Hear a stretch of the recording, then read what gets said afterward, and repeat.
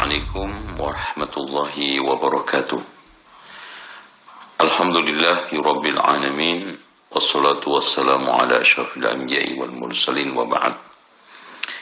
Menyikapi polemik tentang masalah membaca suratul Fatihah yang akhir-akhir ini mencuat, apakah membaca surat Al-Fatihah itu bid'ah atau tidak? Secara simpel, kita tidak ingkari bahwa suratul Fatihah merupakan bagian daripada surat paling agung di dalam Al-Quran. Sebagaimana hadis Rasulullah SAW yang menegaskan itu. Dan termasuk juga surat yang menentukan sah tidaknya solat kita, bahkan menjadi rukun solat, sehingga nama lain dari suratul Fatihah adalah as-salah.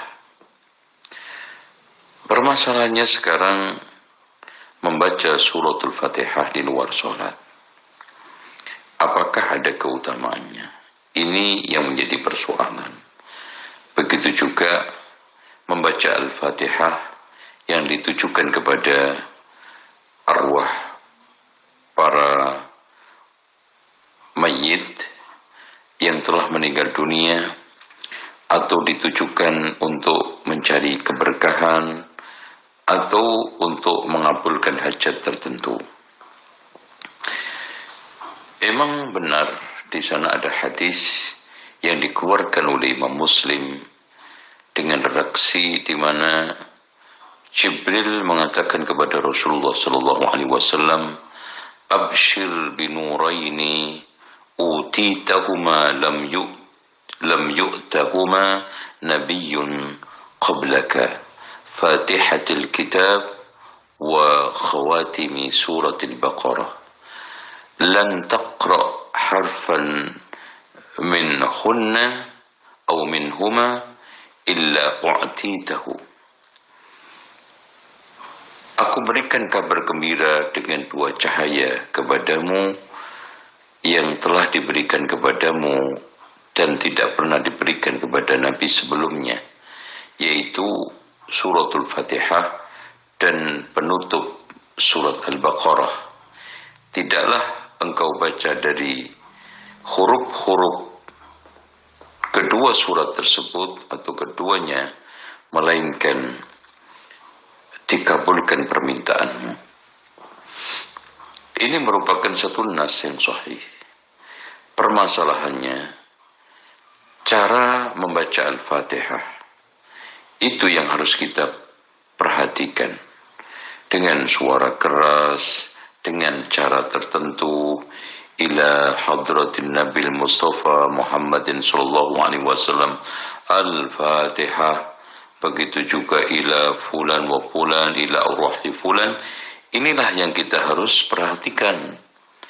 Karena ibadah itu menjadi salah ketika tata caranya itu menyelisihi sunnah Rasulullah SAW. Yang menjadi pertanyaan mendasar, apakah pernah Rasulullah, sahabat dan tabi'in membaca Al-Fatihah dengan cara seperti itu?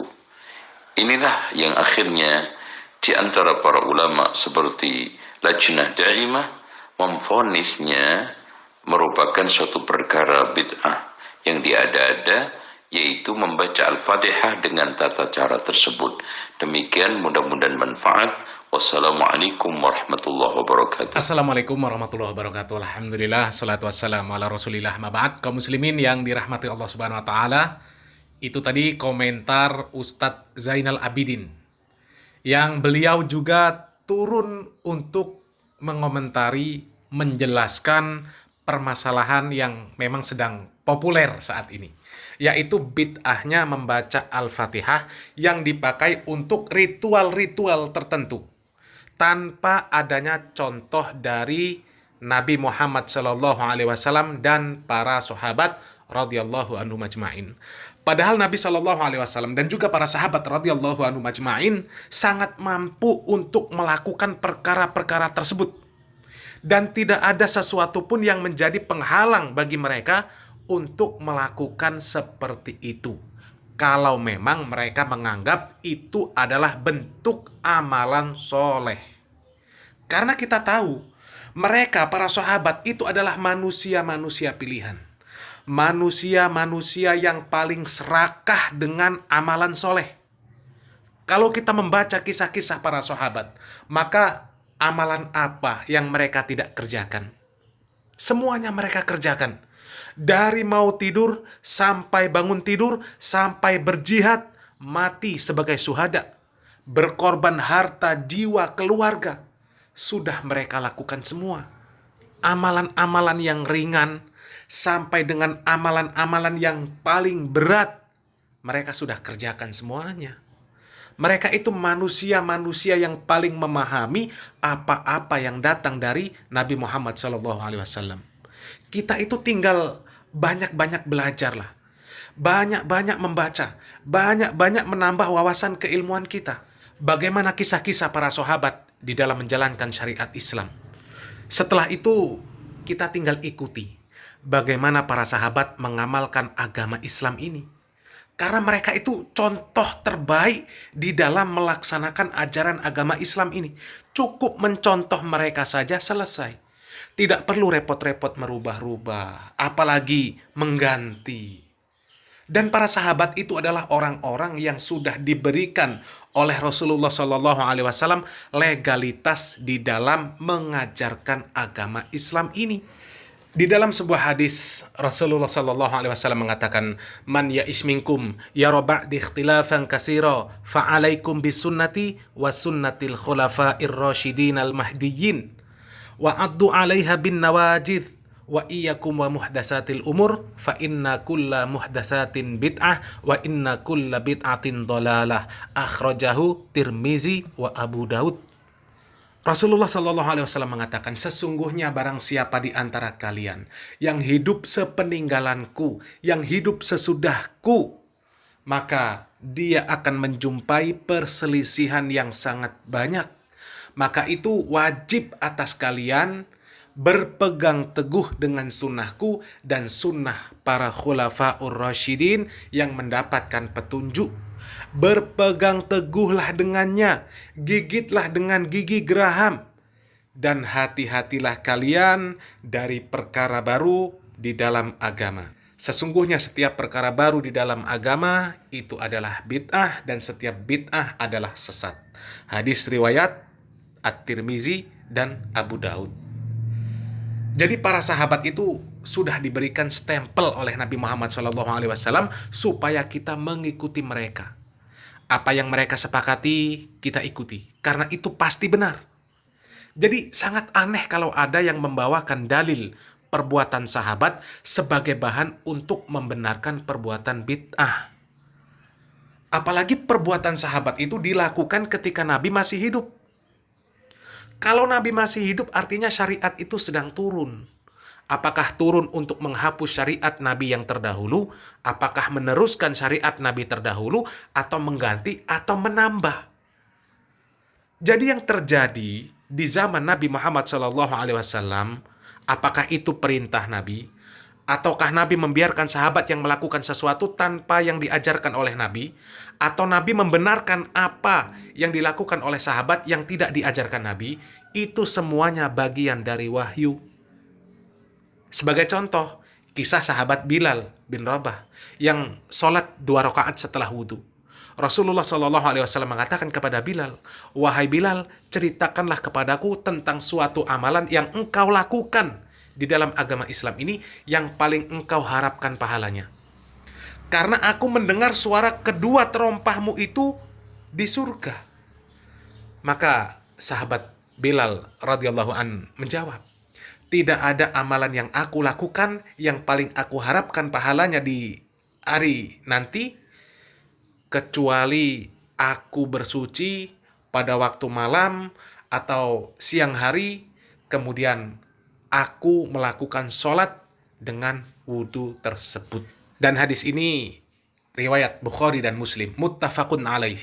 Hadis ini sahih. Nabi memang tidak pernah mengajarkan kepada sahabat Bilal, tapi sahabat Bilal kerjakan. Kemudian Nabi membenarkan Dan jadilah sampai sekarang itu ibadah yang disunahkan, sholat sunnah wudhu. Kemudian ada lagi sahabat yang sholat di belakang Nabi Muhammad SAW.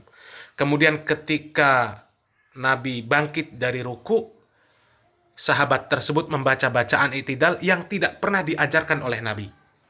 Ketika Nabi bangkit dari ruku, sami Allahu liman hamidah, sahabat ada yang menjawab, Rabbana walakal hamdu hamdan kasiran thayyiban mubarakan fih. Kemudian Nabi Muhammad SAW mengatakan bahwasanya ada malaikat yang berebut untuk mencatat amalan sahabat tersebut. Nabi membenarkan perbuatan para sahabat tentunya dengan wahyu, bukan dengan ro'yu, bukan yang penting baik.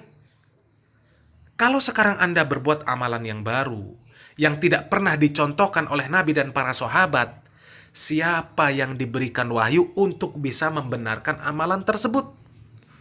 Kalau sekarang Anda mau ikuti para sahabat, kalau Anda mengatakan itu perbuatan bid'ah, kemudian Anda membuat bacaan i'tidal sendiri, kemudian dipakai untuk sholat, siapa yang mau dimintai pertanggungjawaban untuk membenarkan perbuatan tersebut, amalan tersebut, bacaan tersebut? Tidak ada. Termasuk perbuatan membaca Al-Fatihah untuk membuka dan menutup majelis, untuk bacaan zikir setelah sholat. Kalau berhujah dengan hadis yang dipakai oleh Ustadz Abdul Somad, Ustadz Adi Hidayat, Buya Yahya, kenapa kemudian yang diambil Al-Fatihahnya saja? Itu pertanyaan simpel.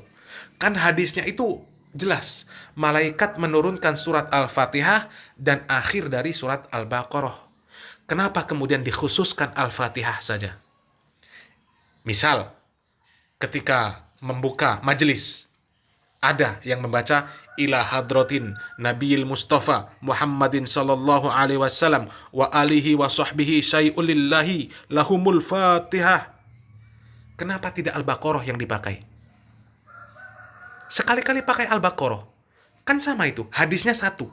Kenapa kemudian dikhususkan Al-Fatihah saja?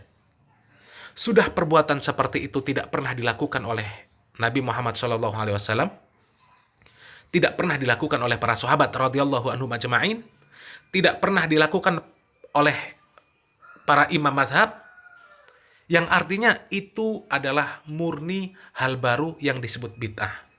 Ditambah lagi Anda mengkhususkan surat Al-Fatihah. Kalau Anda katakan kami tidak mengkhususkan, bohong. Karena belum pernah ada yang membaca akhir surat Al-Baqarah untuk membuka dan menutup majelis. Dan tidak pernah ada juga yang membaca ila hadratin Nabiyil Mustafa Muhammadin sallallahu alaihi wasallam wa alihi wa sahbihi syai'ul lillahi lahumul Baqarah. Belum pernah ada. Ya, jadi silahkan berpikir, silahkan renungkan. Semoga Allah Subhanahu wa Ta'ala memudahkan Anda untuk dapat menerima agama ini yang hanya datang dari Allah dan Rasul-Nya, dan meninggalkan segala bentuk perbuatan bid'ah. Amin ya Rabbal Alamin. Billahi taufiq wal hidayah. Barakallahu fikum. Wassalamualaikum warahmatullahi wabarakatuh.